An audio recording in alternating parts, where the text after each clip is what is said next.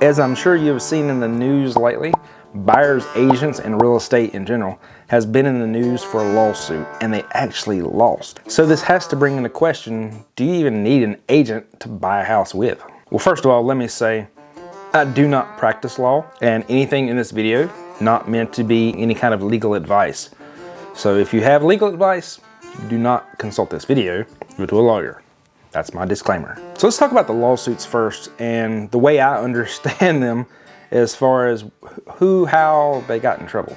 For many years, agents were saying and telling buyers, don't worry, my services are free. You don't have to pay for them. They're completely free.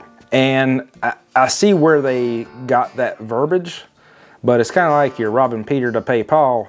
Who really paid for it? And it was really just the fault of inaccurate marketing. The problem lies in that, where does the money really come from?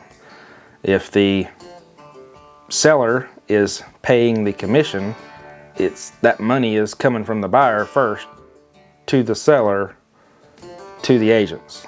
So they looked at it in the legal form as the buyer was paying the agent's commission. Now I'm afraid what this is really going to just lead to is that buyers are going to feel, hey, I'm not paying for a buyer's agent, I'll just do it myself. Can't be that hard. And it's also probably going to get a lot of buyers in over their head and more than what they expected. Buyers are going to start thinking, hey, if I've got to pay, for example, 3% to a buyer's agent, wouldn't I save it if I just go and buy this house over here without a buyer's agent? I just saved 3% on my property. So I got a deal. Or did you? A lot of it's going to depend on what the listing agent has agreed on. If the listing agent has agreed with the seller that if they brought the buyer, then some agents will take a cut and say, hey, let's use an example of 6%. They'll say, hey, you don't owe me that whole 6%. You only owe me 3 or 4 or something like that. But a buyer most of the time has no idea what the agreement is between the listing agent and the seller. So they're not going to know whether they're getting money off or not. And most of the time, this still isn't going to save the buyer any money, because now you don't have anybody in your corner to help negotiate or facilitate anything. And the listing agent is maybe they're getting a reduced commission, but you still got the same sale price. Chances are you probably were competing with another buyer. So the chances of you saving any money without using a buyer's agent is pretty slim to none. And if the listing agent isn't taking a cut, then that whole percentage, a lot of times, is going straight to the listing agent. So they're more than happy for you to come in and then get the full commission. Another thing to take note if you're a North Carolina buyer is that you sign a buyer agreement. You basically hire the buyer's agent to help you through this process. In that agreement, it'll outline what they're expected for compensation. This could be a straight amount or a percentage. Let's just say it's 3% for our example. Sometimes when you go to see a house, they may not be offering a buyer's agent 3%. So this is something you need to ask your agent about, is if this person over here is offering 2.5% and I'm expected to pay you 3%, do you as the buyer have to make up the difference?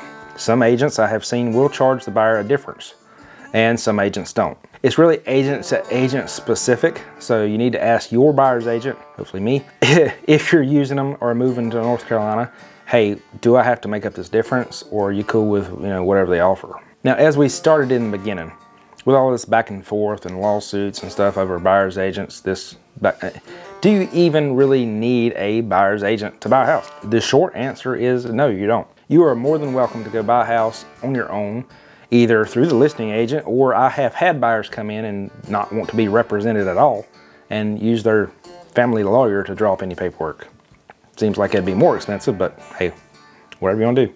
But the way I look at it is you also don't need a dentist, health insurance, or a car to get through life. But you might have gangrene, some jacked up teeth, and be walking to work every day. Depends how you define need. It really just doesn't make good sense to not hire a professional to have in your corner of the ring. Not only do they have a fiduciary duty towards you, but they kind of hold your hand through the process and make sure everything they try to make sure everything goes as smoothly as possible. There's not any hiccups and delays in getting to your closing table. Not only that, but a buyer's agent can help you potentially save money or keep from losing money. If you have a house that you're interested in, they can help to run comps to see if the price they're asking is worth what it's actually worth. If they're active in the market, they should know, hey, homes in this area kind of sold around this amount. Here's what we're seeing for deposit amounts in due diligence to get an offer accepted. I've ran comps for buyers before to try to justify a price and tell them, you know, if the market is crazy hot, I can't justify it.